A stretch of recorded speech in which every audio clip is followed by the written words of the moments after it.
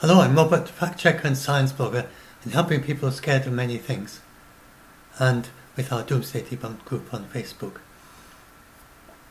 And this time, it's people who are scared of this conjunction, which it's just a lovely thing, and so sad that the false prophets just make it seem scary. It's not at all. So I thought I'd talk just positively about what's good about it, about how scientists understand it. I've done so many videos debunking all the ridiculous hoaxes about it, but I'm just going to explain the science. But it's really interesting stuff. And I tell you, these people don't know a clue of any of this stuff. So let's explain the real thing. So, first of all, what are you going to see? Well, all you will see is a bright star. But it's a bright star before the other stars come out, as the sun sets. And now, if you want to, it's good to follow it before that happens. And we are down about there. So if you go a few days before, you should be able to see two bright stars. A kind of fainter star and a brighter star. And the fainter star is Saturn, the bright star is Jupiter. And then, on the day itself though, they'll be so close, you can't see them, you can't distinguish them. And that's what it looks like on the day itself. Now, a fun thing you can do, the best time you could see it is just about 5 o'clock in the UK, but just 3/4 of an hour after the sunset. So basically the sun is blocked behind the land, and then you can see Jupiter. Now actually, you can see it before sunset. In order to do that, you need to block out the sun. And so if you go and stand in a shadow, and you've got to have really clear sky for this, very good seeing, nice clear blue sky, no clouds in it, and then, what had happened? Clear blue sky, no clouds in it, and then what you've got to do is to stand in a shadow, and the sun will be going to your right. So as long as you have the block of the shadow, just block it off like, I'll put a line here, hide the sun like that. If you hide the sun like that, then Jupiter will be well to the left, and it'll be very bright, especially now it's got Saturn as well. So, but you won't see it, you still won't see it in daytime, because it's clear blue sky, so bright. But it won't look like a bright dot. But if you look in exactly the right place, you can figure out a change in colour, a little white dot against the blue sky. Not bright, just a change in colour. And to help find it, then I suggest you get something like Sky Safari Pro. If we have a clear day here, which I very much doubt, but if we do, then I will see if I can see it too. And then even if you have, it'll be quite high, it'll be really high in the sky, as high as the sun goes early in the day. Any time of the day you can see it except early morning before it rises. So hide the sun behind the shadow, get in the shadow, because you don't want to look at you don't want to stare at the sun, and you also don't want to, if you're getting binoculars out, you don't want the sun to get into binoculars, you can damage your eyes. And then you could get your binoculars out and try looking at Saturn closer. You look at the sun in your binoculars and see if you can distinguish the two planets. So that could be a little fun thing to do in the day. And so I suggest you go out a few days before if you can manage it, and you've got to try and find a place, because as you can see, it's looking from like the distance, it's really quite low. And then if you had a high tree between you and Jupiter, then it could be hidden, or if it's quite close, with a house or a hill or something in that direction, so try and get used to where it's going to be in the sky. So that's my basic thing about it.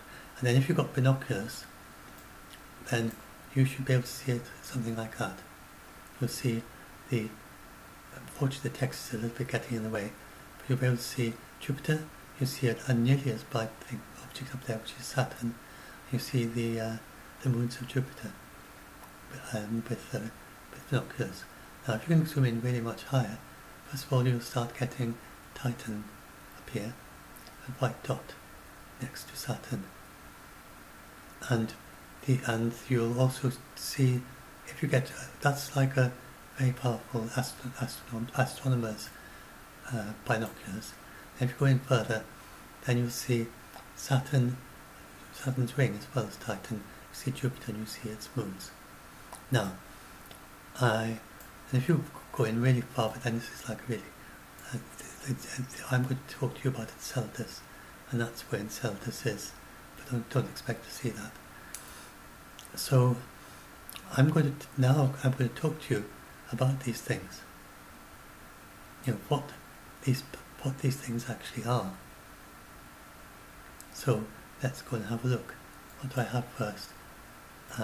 Jupiter. Okay?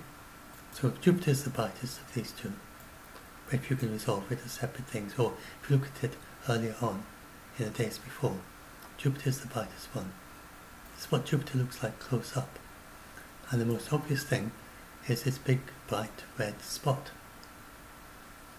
And it's only on one side of Jupiter, so as Jupiter orbits, as Jupiter spins on its axis, sometimes it's behind, sometimes it's in front.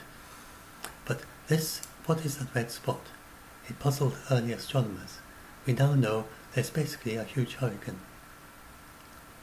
But because Jupiter has no mountains to get in the way, to dispel the hurricanes. It's just gas going down, down, down for thousands of kilometers. So this is the longest lived hurricane in the solar system that we know of. Ever since they've been able to see it in telescopes, going back centuries, always Jupiter's had a big red spot. Except sometimes it changes colour, sometimes it turns white. But it's always there. And so that's originally quite mysterious. Now they kind of understand the physics of it quite well. And also Neptune has spots and Saturn has spots. But this is the longest lived. Those ones are very long lived, but not as long lived as this one. They come and go. So that's one thing about Jupiter. So you can't see it, but it's quite fun to look there. Yeah, let's just pop that over. That's where that is. I just think, and it's got all these bands. So you see these bands like that, different coloured bands, and all these storms in it. And that's the kind of different chemicals in the atmosphere change the colour of those bands. And so that's what Jupiter is. Now let's go and see what else we've got here. This is Jupiter's moon Io. So if I go up here, and look there, where is Io? Io is that one. It's the closest of the Jupiter's moons. Some of the others will sometimes look closer because they are, just because of perspective, because they're all orbiting in circular like that. But they always, we see them edge on, because they orbit in pretty much the same plane as the planets. And so they are always a little line like that edge on. But they actually are orbiting going the far side and near side all over and over. So that's Io, which is the nearest and smallest of the Galilean moons. Jupiter's got lots of very, very small moons, but these are the really big ones, and these were known by the time Galileo spotted them for the first time. Actually, so if you're very keen-eyed, you might be able to see, if you block off Jupiter by putting again like the sun behind a shadow, if you put Jupiter behind a building, some very keen-eyed people might be able to see the planets. See these should be visible without, it's Jupiter that kind of, if Jupiter wasn't there, they'd be little faint stars that you could see with a good eyesight in a very dark sky. But Jupiter completely overwhelms them, it's so bright. So you need binoculars, that's why you need binoculars to see them at all. But if you can block out Jupiter, you just possibly might be able to see the moons. But not this 8 early in night. But later on in the night, if there's some other, that's not the project to try just now. Sorry. Right. So now this is the remarkable thing about Io. Io is so you can wonder what that is. So Io, it looks like a bit like a pizza, doesn't it? And this is actually sulfur. That's why it's yellow. And it's got volcanoes that are firing sulfur up into the atmosphere, not into the atmosphere, into deep space. And this was a big surprise, but someone actually predicted it. And the reason that this happens, if I go back to our picture again, then Io is always facing towards the Jupiter, but the other satellites, Europa is the one closest to Io. Every time Europa goes past Io, it kind of tugs at it, and Io's got a constant tug of war between different kinds of gravity, and that keeps its interior very hot and molten. Europa has a lot of tugs of war as well from Ganymede, and so Europa, although it's covered in ice, it's got an ocean deep below the surface, and indeed they all have got subsurface oceans. They've all got some internal heat. So let's have a look back to, and so someone predicted this just when Voyager went past it, I think in the 1970s, whenever it was, then this was a great surprise to the astronomers, the astronomy news of the day, but someone had predicted it in a paper just a few months before the flyby of Europa, and then it looked back towards the sun, and this is the actual discovery image. Looked back, that's the sun that way, looked back in that direction as it had flown past, and it saw the, I think it would have flown past that point, trying to remember. Anyway, it saw this hazy thing, and they'd have been very baffled, and what on earth is that? But someone had predicted it, and it was a volcanic plume. And it's a much better idea of it. You can see it sort of rises, another plume rises, then it falls like that. And so it's all the molten sulfur kind of exploding into space like a volcanic eruption. But it's not lava, it's sulfur. Molten sulfur. Because the moon is pretty much made of sulfur. Now what else did I show you? Oh yes, Callisto. So if I go back to there, then Callisto is the most distant of all the moons, and this, my own personal view, this is not my suggestion, but I think that's a very likely, not so distant future destination for humans once we have faster rockets. And Europa is not the place to go, despite space enthusiasts sort of saying we should land on Europa, both because of the issue of forward contamination, if there's any life there. You don't want to introduce terrestrial life to confuse what's ever in the European oceans before you know what's there. It's within the radiation belts of Jupiter. You would die within hours or a day or two on the Europa surface. You really wouldn't, it's not nice there at all for human beings on the surface. But the very intense radiation splits the hydrogen from the oxygen in the water. Oxygen gets into the ice. It's got continental drift of the ice, and over millions of years the oxygen gets into the deep subsurface ocean, thousands of kilometers down. How many kilometers down? Hundreds of kilometers down. It's not thousands, sorry, I have to look that up. But it'll get into the subsurface ocean, and so Europa is the only place outside of Earth that has got an ocean with oxygen in it. It turns out these other planets, Callisto has an ocean, Ganymede has an ocean, Europa has an ocean with oxygen in it. Io doesn't have an ocean, it's liquid sulfur. So you can see, so again looking at this view, oh no, wait, clicked on the wrong one. You're looking at 3 moons with liquid oceans and 1 moon with liquid sulfur, and the only volcanoes in the entire solar system are, apart from the ones on Earth that we know of, come from Io. Now, Venus seems to be active, very active, but we haven't actually spotted any actual volcanoes erupting. So Europa, they should be there really, but we haven't yet spotted them. Quite hard to spot with Venus, it's very hot and close to the sun. Then if you look at Mars, then Mars has the biggest volcano in the solar system, Olympus Mons. It's not active, but it's not extinct. We know that it erupted think 500,000 years ago, something like that. It erupted not very long ago. And in geological times that means it's still active, but it's dormant. It's temporarily dormant, but it's going to erupt again in the future for sure. So, but they haven't yet managed a very careful search of the entire Mars looking for hotspots. They haven't even found any hotspots yet. But those are the only other places where there could be volcanoes, but Io, definitely it has volcanoes, and it's the most volcanic body, and it's probably more volcanic than Earth by volcanoes per surface area. Definitely, if you do it by volcanoes per surface area, it's more volcanic than Earth, I would think. But Earth has the most volcanoes in total. Something like 11 volcanoes or something are erupting every single day on the Earth. And so Earth is continuously volcanic, but only tiny spots. And the Earth is not liquid. You just got little magma plumes beneath each individual volcano. The surface of Earth is solid to great depth, apart from little pockets of heat where it melts up the rock.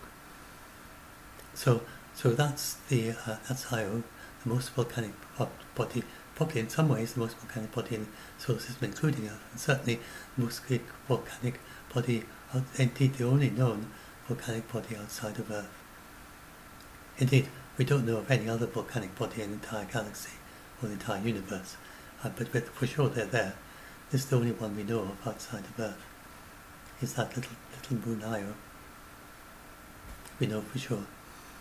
Unless that's decent research with exoplanets, and I'm not sure if any of them have proven volcanism yet. Anyway, it's certainly the only one that we know of in our solar system of a normal kind of rock. It's actually a sulfur volcano. So that's the moon, that's Io. So next I'm going to tell you about Callisto. Yes, I showed you Callisto there. Callisto is the I was just talking about it. That's Callisto, and it's very interesting for human exploration because it's protected from the solar flares and solar storms by Jupiter's huge magnetic field. So it's probably the place in the solar system with least amount of radiation, at least in the inner solar system out of Jupiter. There's nothing else nearby that's accessible easily. There's so little ionizing radiation from anywhere, because it's also outside of Jupiter's radiation belt, which goes rather down here somewhere. Now, Europa and Io, they're right in the middle, and if you were to try and land on Europa, then you'd be frazzled. It wouldn't take very long to die of radiation sickness, unless you were very, very strongly shielded with massive amount of lead. But Callisto, that's far enough away, so you wouldn't notice it at all. So it's a great place, Callisto, for humans. So if we ever go to the Jupiter system, we won't be going to Europa because of the ionizing, because of the intense radiation, and we also don't want to forward contaminate the European Ocean, but we'll surely go to Callisto. So this seems a very realistic scenario, that humans on Callisto, and it's covered in ice, but it's also got lots of rock. It's also it'll have iron meteorites hit it as well. So there's just about everything in the industrial space colony could make everything it needs once it's got all the technology set up. And I haven't seen it suggested, but it seems to me actually it might be quite interesting to melt the ice and live in, and then you have liquid water, which would then freeze over and be very insulating. You would actually have like a underground swimming pool, and you could maybe even live in that or something, and live in habitats that are in the underground with just liquid water around you. And because the good thing about that then, well, you wouldn't need pressure suits. If you were living like 2 meters, 10 meters below the surface of Callisto and just melted the ice, then you could live there with an aqualung and normal breathing gear and go outside your space hab and so on. So that would make it one of the more habitable places to live in the solar system. for outside of Earth. Of course, Earth is by far the most habitable. But you can't really, it's quite hard to beat Titan, beat Callisto, but Titan does beat it. We'll come to that in a minute, in some ways. So you've got to just put all the resources you need, and I think that we're going to have bases on Callisto, and then there would be their scientific research bases exploring the Jupiter system, you sending probes to the other moons, and they would also, people may be trying long-term settlement there, and they might find things that are worth exporting and using in various ways. Now, but this is about Europa, and Europa is a fascinating place. Let's see what Hubble, I've got the Hubble photos here. Have I got another one, the Hubble photos? Let's come down here. I'm not sure even what that's doing there. Oh yes, no, that's, yes, here we are. Yes, I'll show you, there you are. So this is an artist's impression, first, of what they think they can see there. And you can see, if you were on the surface of Europa, but remember, it's totally uninhabitable for human beings, at least on the surface, unless you're below the surface. Then, and we don't want to do that at the moment because of contaminating any life that might be there until we know what's there. But if you could see it from the surface, we could land a sterile rover on the surface to look at it. And this is what you might see. With Jupiter in the background, that would be the sun, which looks more like a star from that distance. And then this geyser, water just coming up and going into not into an atmosphere, into just empty space, into a vacuum. So that's that's what Europa is like. So I'll just show you where that is on that picture. So that's where Europa is. It'll be to the right of Jupiter, and it's the only moon to the right of Jupiter is the one that's like that. Have we got the right one? Yes, we're still on that one. So this is what it looks like from space. Got all these lines along it. It's quite interesting. Again, they didn't expect that. A complete surprise. They had no idea that they would find something covered in lines like that. Can I close that? Yes. And these streaks, then you might think that that's from its subsurface ocean, but no. It seems to be, so that's what that one's about. They seem to come from water just below the surface, and not from deep, deep down from the subsurface ocean. And, oh yes, that's about Enceladus. I'm going to tell you about that in a minute. And so, yes, I'm going to tell you about Enceladus. But I'm just going to tell you a little bit more about Europa. So did I tell you that it's got like a continental drift which is bringing oxygen into its seas. Now, Europa is very interesting because, as I said, it's the only... Oh, and did I show you the thing, the amount of ice, the amount of water in... I may have lost that page. See if I can find it quickly. Water. That should do it. And then if I bring up images.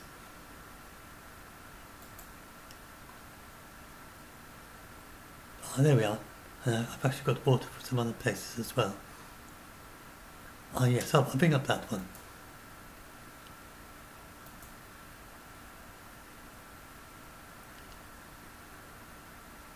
So, it's one of the places with liquid water in the solar system. So that's the Earth, and that's the amount of water there's on the Earth. If you could gather it all up and make it into a kind of a blob. This amount of water is in the European Ocean, so it's got a bigger ocean than the entire Earth's oceans, even though it's a much smaller planet. It's a moon, so it's a planet-like moon. Tiny moon. But it's similar gravity to our terrestrial moon. And then it's got all this water. So the big question is, and it's oxygenated, it's the only oxygenated ocean that we know of. We only know that indirectly, but it looks as if it should be oxygenated because the calculations show there should be a lot of oxygen in the ice. It might even be kind of super oxygenated. And then we also are pretty sure that the ocean is not deep enough to cause problems. so that below at the bottom of the ocean there should be a kind of rocky area with deep cracks in it that go deep, deep, deep, tens of kilometres or more. I can't remember the depth, but deep, deep cracks that go into it, and that gives a very strong possibility of hydrothermal vents and places where life could live. Now, it's not expected to be a huge amount of biomass, not quite like terrestrial life, because there's no photosynthesis. And but it'd be warm ocean, and maybe reasonably warm. It's liquid, and it has a food source, and there's a possibility that it could have a food chain that goes up to the level of squids, or not squid, yes, squids, or what you call them, not quite squids, the oh, I forget the name, cephalopods. No. Anyway, I'll pause this a moment and I'll look up the name of the small squid. Yes, cuttlefish, like very small squid-like creatures. And so that's a picture of a cuttlefish. And they're amongst the most intelligent animals that we have on Earth, apart obviously from human. And they seem to talk to each other by changing the colour of their skin. And I wonder if we'll see some colour changes there.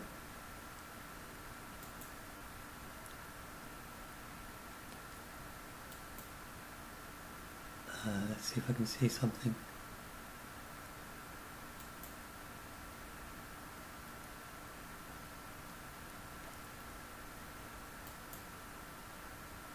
You know, cuttlefish interacting, and they're super intelligent, and I'm not quite seeing this.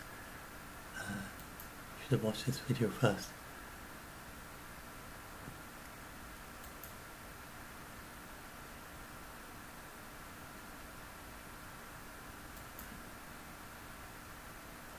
This isn't quite what I was expecting, but anyway, these cuttlefish.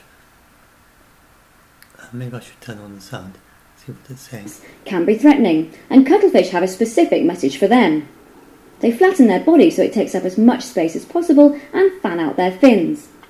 Two scary black eye spots appear on their back. What they're trying to say is, back off, I'm much bigger than you. But they won't try this with all predators, as some wouldn't be that easily fooled. Crabs, for example, hunt by using smell. Dogfish locate food by sensing electric fields. When confronted by these animals, a cuttlefish uses the most sensible approach. It will swim for its life.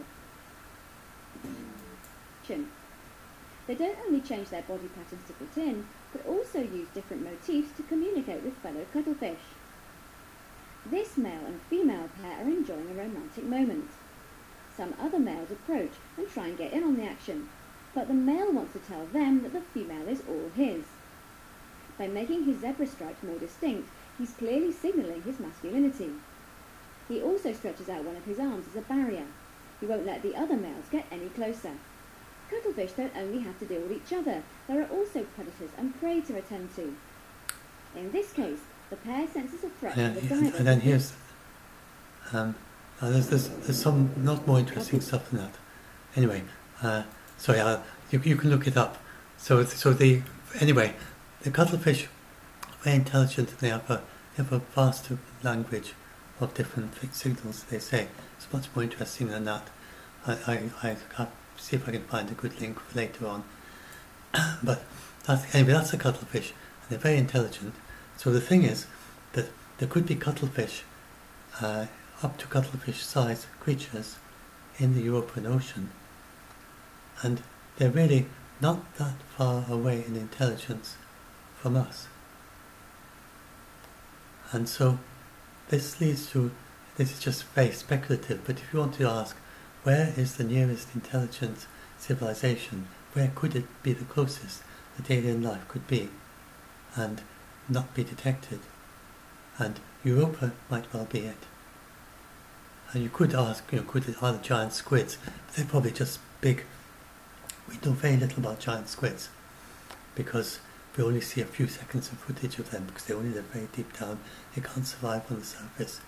And you could, in a science fiction story, make it that the giant squids living at the bottom of the oceans, that those us intelligent or even super intelligent, and that we just haven't yet managed to get in talk to them yet. But it's probably they're just like elephants, and not really much more intelligent than dogs. They're just very big and have big brains because they're very big. But octopuses are very intelligent, and cuttlefish are. Anyway, if you go and look at where are we now, Europa, back here. Oh yes, I wish we talked about that in a minute. Yeah, so Europa's water plumes. No, that's Enceladus is water plumes. So anyway, but you can wonder if deep down below the surface of Europa, and these water plumes wouldn't be coming from that, but there could be life near the surface as well. Could there be? And remember, it's got more ocean than all the water in all the Earth's oceans. Could there be intelligent life there? Could there be higher forms of life?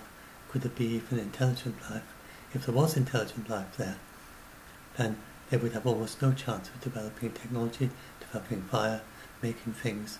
They would probably be scratching their records into the mud on the seafloor of the ancient histories of their civilization going on for the last 500 million years or whatever. If you want to write, again, no other science fiction. So, but that's a kind of fun thing to just think about.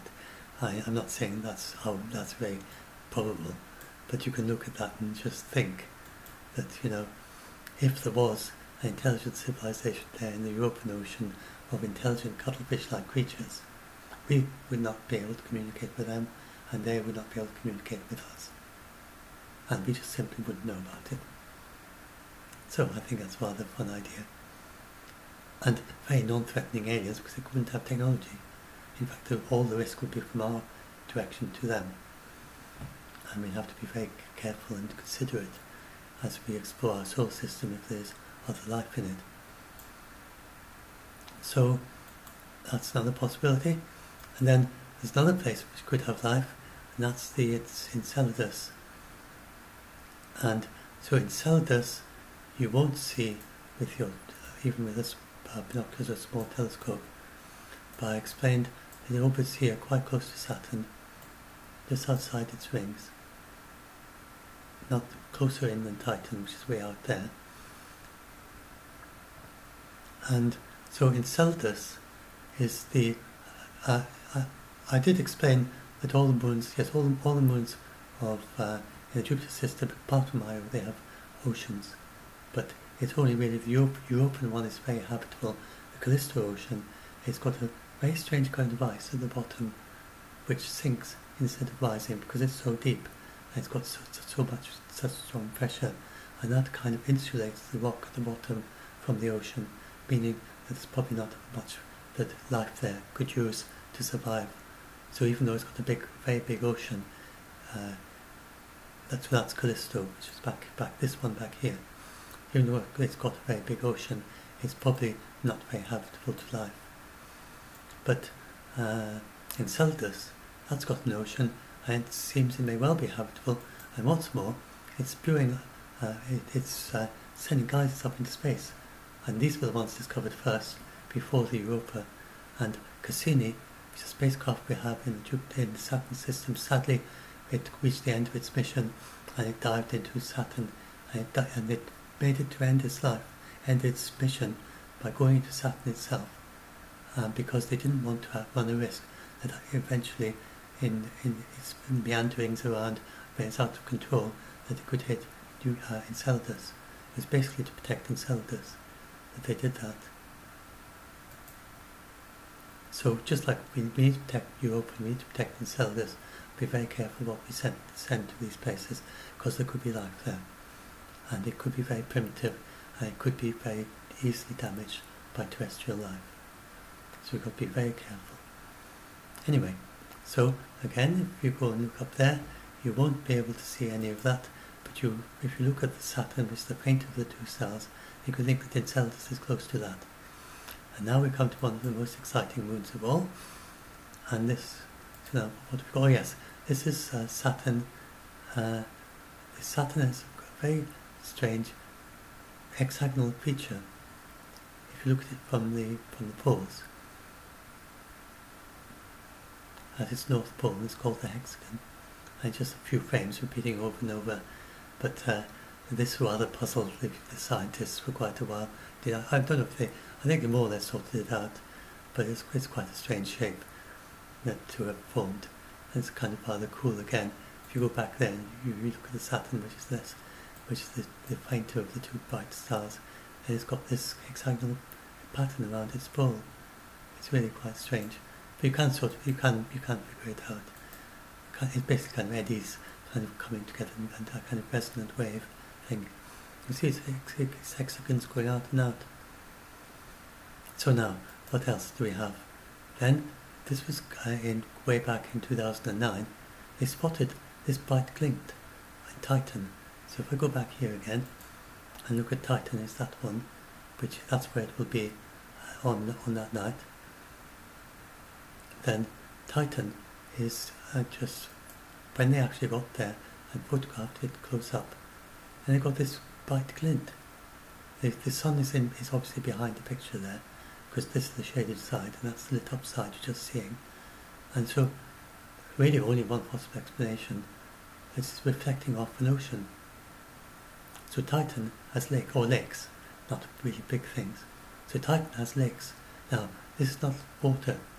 This is a lake of hydrocarbons, so basically fossil fuels, as we would see, but it's not actually made of fossils. It's not made of life. It's just that's what Titan was born with, basically. And it's got an atmosphere of ethane and methane, and it's got ethane and methane lakes. And so now if I go and I guess I've got one of my yes, I'll bring that up here. Well, I've got a better Titan touchdown video here. Yes, so in fact the United Kingdom sent the Huygens probe to land. Let's do this full screen. So this was the actual UK mission, and it piggybacked on the Cassini mission. And the Cassini, which was orbiting and looking at the rest of the moons of Saturn as it flew past Jupiter, past Titan, it just let this spacecraft go off and go on its way to descend down, and it landed on Titan. And so we now have landers on Venus, which only lasts for an hour or so, landers on Mars. Only Russia's ever succeeded in landing on Venus. Only the US has ever succeeded in landing on Mars. Only the UK has ever succeeded in landing on Titan. So the UK is the third, and of course US, Russia and China have all succeeded in landing missions on the moon. Although the only humans, basically any humans have gone, American humans, astronauts, have gone to the moon. No other nation has ever sent humans anywhere. So, so the UK, I belong to a country that has landed that is the only one to have landed a spacecraft on Titan. And then we can watch this video of the landing, talk about it. So yes, I can't move this around, can I? Of course, it's just a video. So that is as you can see, Titan looked very uninteresting, and it just looked as if it would just not be very. It was really disappointed. The Voyager spacecraft, they actually sacrificed. Was it Voyager 2 or Voyager 1? I forget which one it is. But they had this grand tour to go and visit all the other planets, and they sacrificed that one they wanted to do a very close flyby of Titan in order to take a look at it, because it's the biggest moon of Saturn. And all they saw is this, just a smudge of just clouds, nothing else. So they lost the opportunity to send two spacecraft to Uranus and Neptune, so that one of them could photograph Titan close up. And it was really a big disappointment that they'd lost all that extra information that they could have got, to fly past Titan and basically find out it was almost nothing, no more than they would have found if they just done a normal flyby. But anyway, so that's Titan. It's covered in clouds.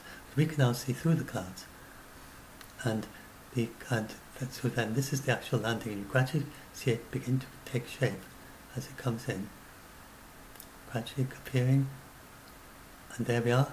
You've gone through the very thick clouds, and so it's coming down now on parachutes at this point, and it's just gradually landing.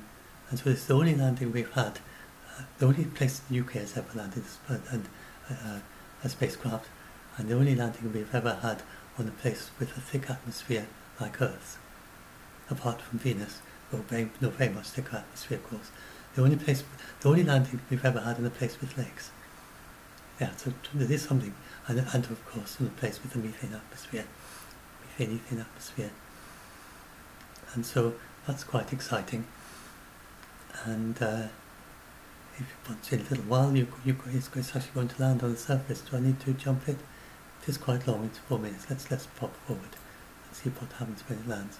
That's what this last little bit, and that's it landing. These are actual photographs, not CGI or anything. And these are the surface rocks, and they're made of ice, I think. The ice is like it's as hard as a rock in that place. But Titan, as we know, it's got its lakes, and here we are. And there's the idea of a Titan submarine. Oh, here we are. Let's find a Titan submarine. So this is for the future. Next mission we send to Titan, then whenever it is, then we hope to send a Titan submarine. And that's it.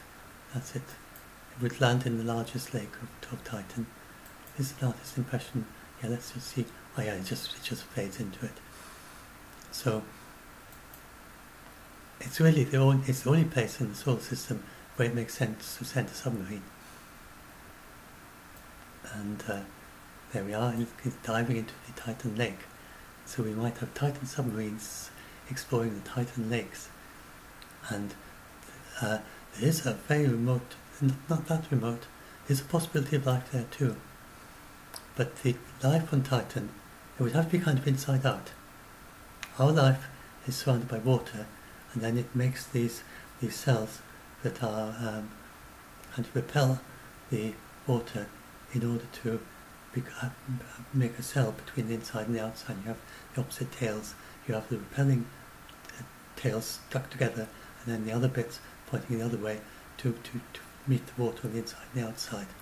If it was on Titan life, then it's you might even make the cell of the things that are water. It's the other way around, because this is actually water repelling. It's like an oil, or like it's ethane or methane. So you have this kind of inside out form of life, and just possibly it could exist on Titan. It would be very unusual biology, not like anything that would be known for Earth. So that's another fun place. There might be life. Yeah, we still don't know. The only place we can send submarines, and then Titan. Yeah, so good to say for humans, if it might well be there's life there, but there's no way it's any danger to us. It's extremely cold. Not just minus. I can't remember minus. I'd have to look it up. I don't want to tell you the wrong temperature, but far colder than anything on Earth. Very, very, very cold. But apart from that, it's extremely habitable for humans, because it turns out it's very easy to insulate yourself against the cold. Diver suits, and so you could walk around on the surface of Titan, like those boulders I showed you. Human being, you would just need basically a diver suit and something like a rebreather, aqualung rebreather. You wouldn't need a pressure suit, and you would need heaters for your hands and feet, and that's about it. And the very, very thick diver suit, but it turns out that when it's very cold outside, the insulation becomes more effective. So but someone who has experience with diving gear has designed what kind of thickness you would need to be able to wear a diving suit on Titan. And then, because it's the same pressure inside and out, then you could have a very easy to build, and it's got quite strong winds very high up, which you can use for generating power. On the surface, it's got no very, very faint breezes. So it's a very easy place to build a human base. You could have oxygen on the inside, an atmosphere on the inside, the atmospheric pressure. Did I explain? The atmosphere on Titan is about 1.5 Earth's atmospheric pressure. So you could just build, like a normal greenhouse would work on Titan. Unfortunately, there's not much sunlight, but there's plenty of power from the very thick winds, very strong winds, in a very thick atmosphere. And there's the ways of being able to use that power. You might also be able to use hydropower from some of the lakes. And so it's, so long as it is okay for life, but we do need to check that first, then it's the most habitable place for human beings outside of Earth, I would say. Far more habitable than Mars. And I would say maybe Callisto, because it's closer and it's got so many resources, but Titan is actually better than Callisto if you think in terms of being able to walk about on the surface. And Titan has such a thick atmosphere and such low gravity that you would be able to, humans would be able to fly just by touching wings to their arms, using their own muscle power. You'd be able to fly in the Titan atmosphere, just flapping wings attached to your arms. So someone reasonably fit would be able to do that. So again, if you go back to look at this picture here, I keep clicking on the wrong one, and Titan there, that's that amazing little world with all these interesting stuff about it. And now I've done, is there anything else I want? Oh yes, this was the liquid water in the solar system. So that's the amount of water in Europa, that's the amount of water on Earth, that's the amount of water on Titan. So Europa has more water than all the Earth's oceans. Now, anything else I wanted to show you? Yeah, I have to show you the cuttlefish. So I think I've shown you everything. Oh, no, I didn't quite show you. Did I explain about Enceladus? How much did I say about Enceladus? This is I was talking about it. I'm not quite sure. It's a little bit more about it here. This is a good image about it. So it's got these funny things called let's see if I can picture the tiger stripes. Not sure I have. Called tiger stripes. Little stripy patches at the poles. Don't think those are them. So it's got these, it seems to have a little ocean there, but maybe not fully covering it, but some people, there's some evidence that perhaps it does. And then there's evidence that it actually you've actually got hydrothermal vents below the surface of Europa. There's evidence from the kinds of material that is coming out of the vents that some of it only days earlier was emitted from a hydrothermal vent and then got out to the surface and it disappearing into space. So Europa doesn't have the oxygen, so it's less likely to have higher life, but it might very well have microbial life and maybe some primitive anaerobic forms of life living in the hydrothermal vents. It could have multicellular life. So that's another one that's very interesting to look for life, and it might be that life is actually spewing out into space, tiny microbes coming out in the geysers.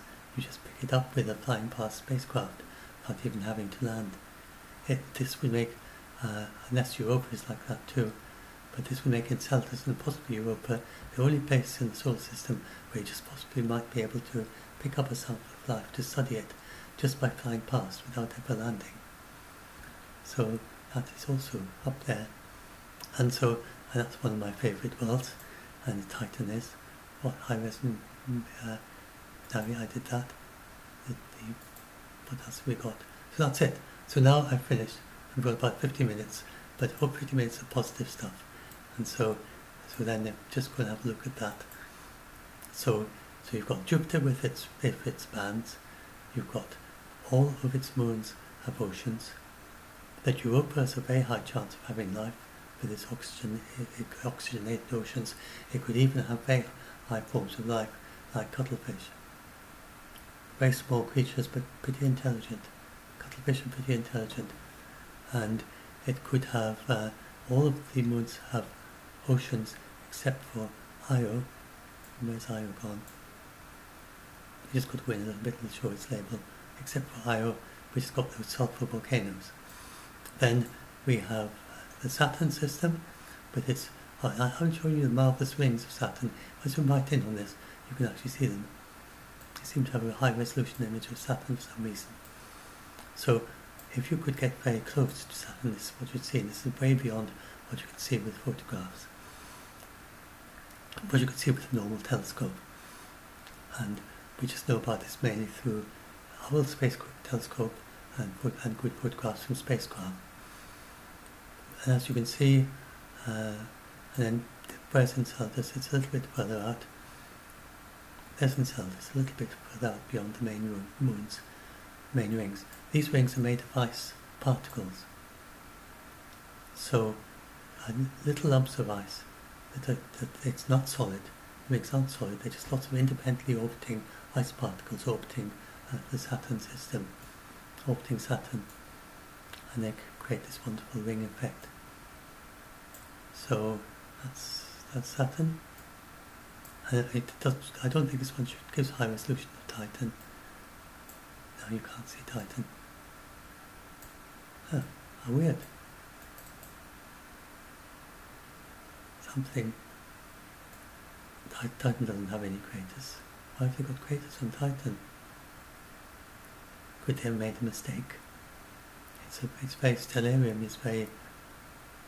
It does have some craters on Titan, but they're not well-defined ones like that. I don't recognise that. That doesn't look like anything I recognise. I can't recognise it as being any of the moons of any of the planets. Oh, bizarre. Maybe it is Titan with, let's look. I mean, I've never seen an image of Titan look like that, or anything else.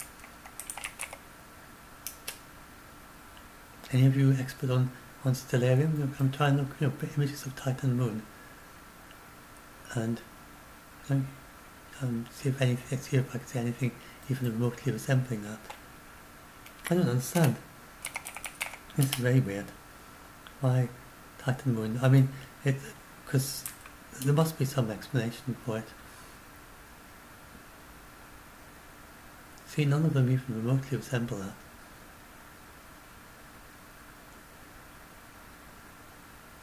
This is quite common. Right, so Titan moon crater. Let's try adding crater.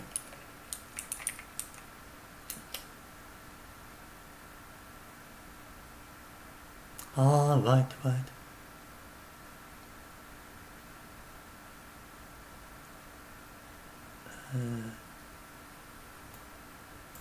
So Titan does. I mean, I knew that Titan has some craters. Oh yeah, but look at that. I mean, that I wouldn't be surprised if it looked like that. That is what Titan craters look like. They're very kind of worn away, as you would expect. But none of them look like that. See the very sharp edge of the rim? That's what got me puzzled. That looks more like a Titan crater. Sharp rimmed.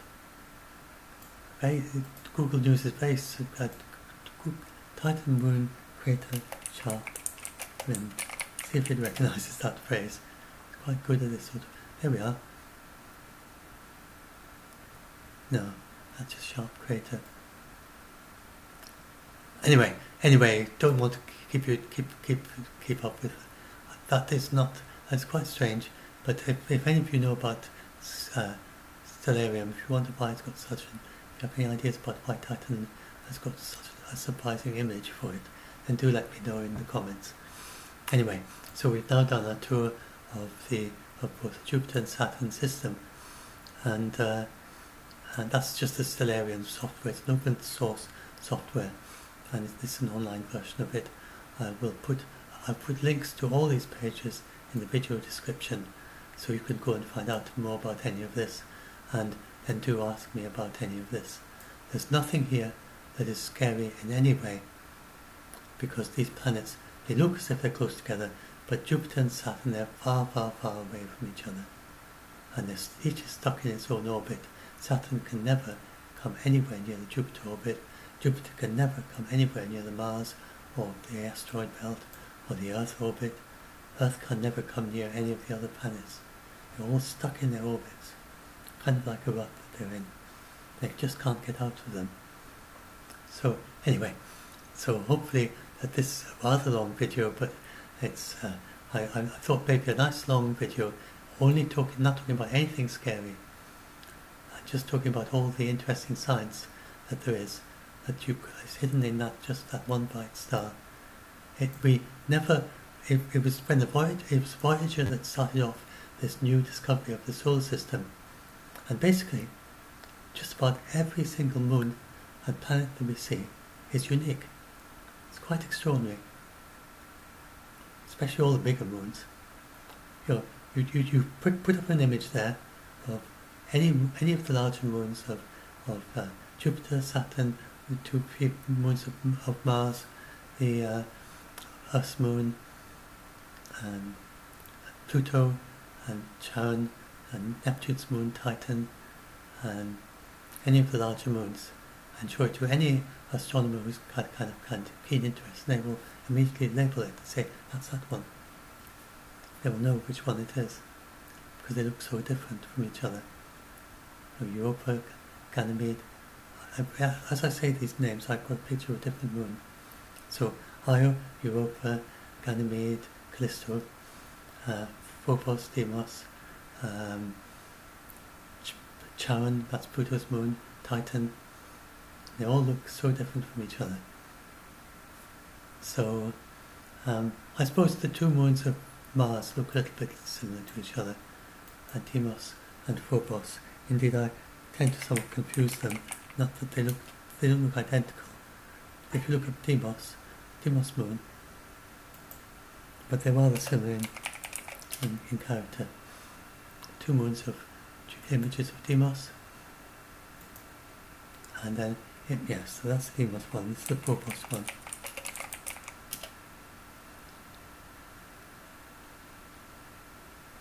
No, yes, Phobos.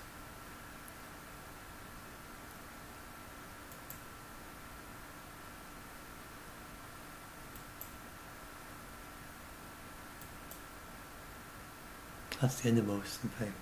That's the Phobos moon, and that's the Deimos moon, which is rather large and sort of heart-shaped or something. I don't know how you explain it. They're both a little bit irregular, and because they're such small moons, so they have a certain family resemblance. Anyway.